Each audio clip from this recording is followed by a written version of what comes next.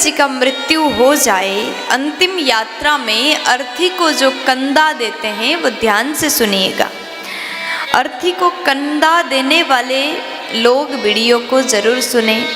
अंतिम यात्रा में अर्थी को कंधा देने वाले लोग वीडियो को जरूर सुनिएगा और पूरा सुनिएगा, क्योंकि आधा अधूरा सुनकर के छोड़ देने से हमें पूर्ण जानकारी नहीं मिल पाती है। तो ध्यान से सुने। अंतिम यात्रा, अगर आपके आसपास पड़ोस में, आपके रिश्तेदार में अगर किसी का मृत्यु हो जाए तो ऐसे में जाना चाहिए। दोस्त हो या दुश्मन हो, अंतिम यात्रा में अगर आपको मिल जाए तो कंधा देना चाहिए।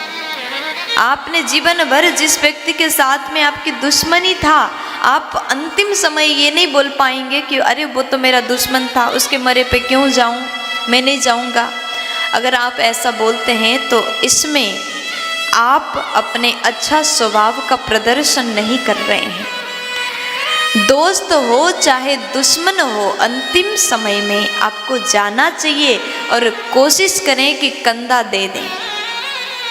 यानी कि सबको जब उठा करके शमशान घाट में ले जाया जाता है, उस समय आप भी थोड़ा सा अपने कंधा दें, अपने कंधे पर उठाएं। लेकिन अंतिम यात्रा में जो लोग जाते हैं, जो लोग सब यात्रा में जाते हैं, उनके लिए कुछ सावधानी भी है, उसको भी हमें बरतना चाहिए। सावधानी बरतने को कहा।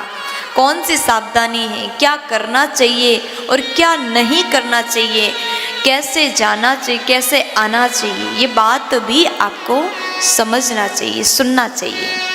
तो विशेष करके बाबा लोग, क्योंकि नारियां तो शमशान घाट में नहीं जाती, सब यात्रा में नहीं जाती, तो बाबा लोग ध्यान से सुनिएगा। हमारे हिंदू धर्म में वर्णन अनुसार जो व्यक्ति सबको अपना कंधा देते हैं, हिंदू धर्म में वर्णन अनुसार जो व्यक्ति सबको अपना कंधा देते हैं, वो पुण्य की भागीदारी बनता है, उसको पुण्य प्राप्त होता है। समझ में आया? इसलिए कोशिश ये करें, पुण्य अर्जन करने की कोशिश करें, आपके पुण्य बढ़ जाता है। और उसके बाद में अगर आप कहीं जा रहे हो, आप निकल रहे, रास्ते में किसी का सब यात्रा निकल रहा, आप जानते नहीं, अनजान हैं, तो उस समय थोड़ा सा मौन रहें और हो सके तो अभिवादन करें और मन में भगवान राम जी का स्मरण करें। राम नाम सत्य है। जब अंतिम यात्रा जब निकाला जाता है तो सब मिलकर के कहते हैं राम नाम सत्य है, राम नाम सत्य है। लोगों को लगता है कि वाकई में ये सत्य है, जीवन के सबसे बड़ी सत्य ही मृत्यु है। उस समय हम समझ जाते हैं सत्य मृत्यु है, इससे बड़ा सच कुछ नहीं। और उस समय भगवत नाम इसलिए लिया जाता ताकि जाते हुए मृतात्मा को शांति मिले, वो पुण्य उसको प्राप्त होता है। इसलिए अगर रास्ते में सब दिखे तो थोड़ा मौन रह करके भगवान का नाम लें और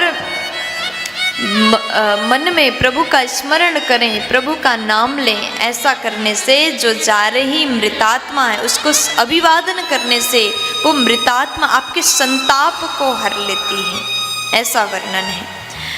और उसके बाद में जब गांव घर में, गांव देहात में जब किसी की मृत्यु हो जाए तो आसपास में चूल्हा नहीं जलाते। पड़ोसी हैं, पड़ोस में किसी की मृत्यु हो जाए, शहर में रहने वाले लोग इतना ध्यान नहीं देते, अरे उस घर का था, वो मर गया, चला गया, बात खत्म। लेकिन गांव में बहुत ज़्यादा जितने पड़ोसी होते हैं, गांव के लोग होते हैं, बहुत दुखी होते हैं और घर में चूल्हा नहीं जलाते। चूल्हा क्यों नहीं जलाते?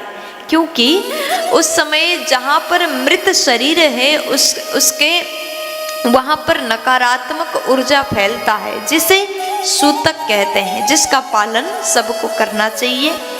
और उसके बाद में कहा गया यदि मृत शरीर ब्राह्मण का हो, पूजा पाठ करने वाला, यज्ञ आदि करने वाला ब्राह्मण का मृत शरीर हो और उसके अंतिम यात्रा में अगर आपको कंधा देने का मौका मिल गया तो यज्ञ समान पुण्य आपको प्राप्त होता है, यज्ञ समान पुण्य की प्राप्ति होता है।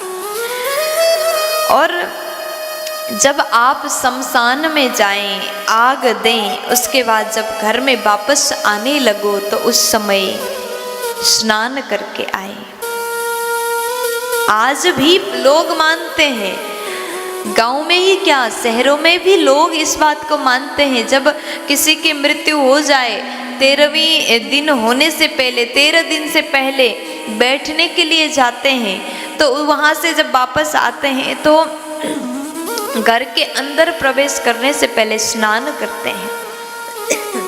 घर के अंदर प्रवेश करने से पहले स्नान करते हैं।